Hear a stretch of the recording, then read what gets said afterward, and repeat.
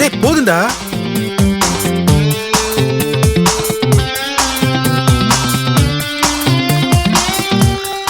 போதுண்டா போதுண்டா நிறைய இருக்குடா. ஓகே, நீ எவ்வளோ குடிப்பேன்னு தெரியுமேடா. அது மட்டும் இல்லை, எனக்கு இருக்கிற ஒரே ஃப்ரெண்டு நீ தான். 2 வருஷம் கழிச்சு பாம்பேலேருந்து வந்திருக்க. இது ஒரு நியூ ரீயூனியன்டா.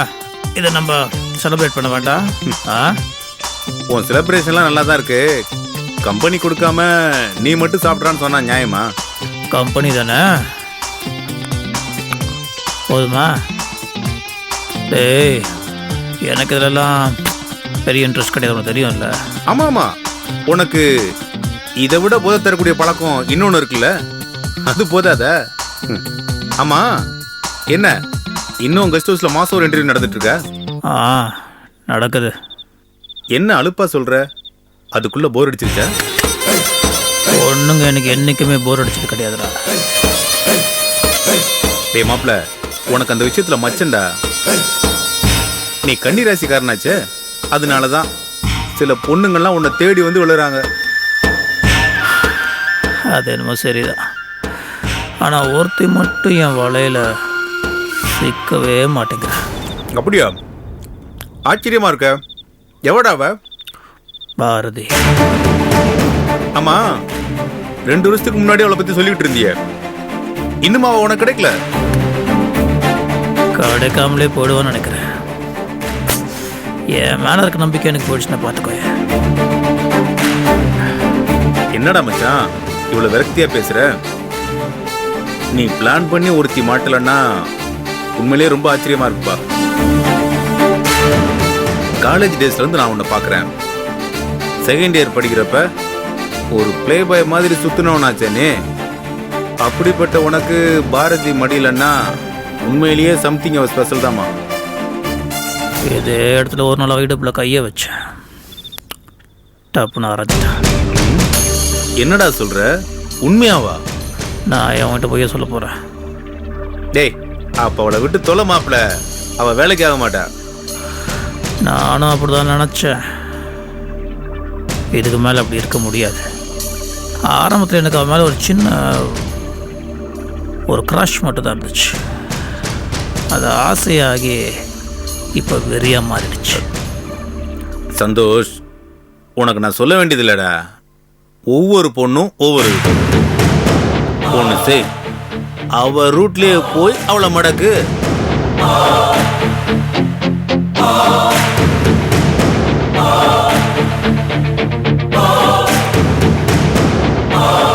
டேய், அவ டேஸ்ட் என்ன, அவளுக்கு என்ன பிடிக்கும், அவ எதுக்கு ஆசைப்படுவா, இப்படி அவளை பத்தி தெரிஞ்சுக்கிட்டு அவளுக்கு பிடிச்சது உனக்கும் பிடிச்ச மாதிரி மறைமுகமா அட்டாக் பண்ணிப்பாரு. மாப்பிள்ள கண்டிப்பா ஒர்க் அவுட் ஆகும்டா. அவ டேம் ஒர்க்காலிக், எப்போ பார்த்தாலும் வேலை வேலை வேலை அப்படியே இருப்பா. ஆனால் மற்றவங்கிட்டலாம் ஆஃபீஸில் கேஷுவலாக சிரித்து சகஜமாக தான் பேசுவாள்.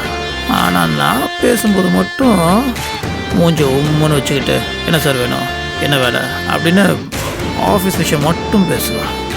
அவள் பயங்கர புத்திசாலி. என்னை ரொம்ப கேர்ஃபுல்லாக டீல் பண்ணி அவாய்ட் பண்ணுறான். சரி, அவளை பற்றி இன்னும் கொஞ்சம் டீட்டெயில்ஸ் சொல்லு.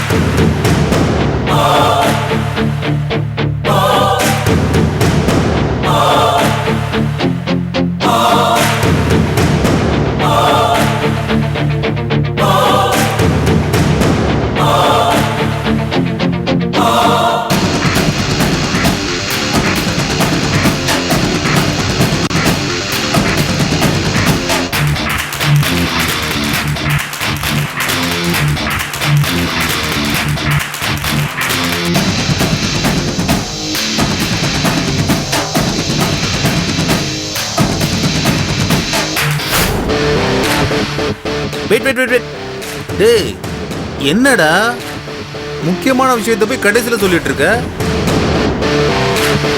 அவளுக்கு பூக்களும் பூச்செடியும் பிடிக்கும்ல, இது செம மேட்ரு மச்சான். இந்த ஒரு விஷயம் போதுண்டா, பூச்செடிகளை வச்சு அவளை சுலபமா மடக்கிடலாமே.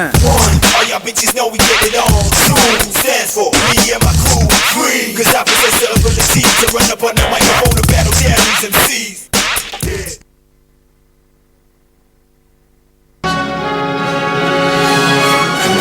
இத்தொடரை பற்றிய விமர்சனங்களை அனுப்ப வேண்டிய முகவரி சான் மீடியா லிமிடெட், நம்பர் 15, அனுசியா தெரு, ரங்கராஜபுரம்,